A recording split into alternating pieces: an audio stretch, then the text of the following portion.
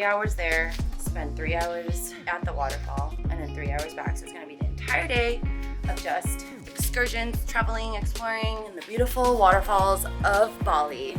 We woke up at 5 this morning, jet lag, thank you, and saw another sunrise. So that's 2 sunrises in a row.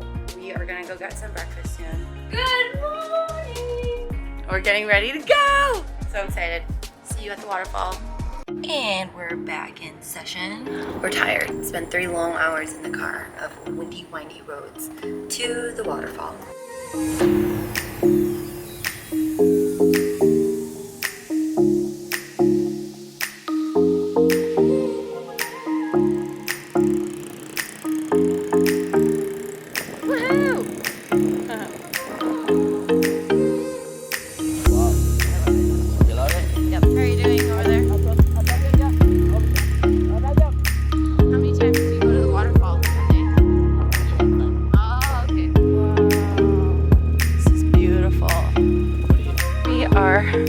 On the trail to get to the waterfall. We did an impromptu motorcycle trip and it was so fun. And now we're trekking our way to the waterfall.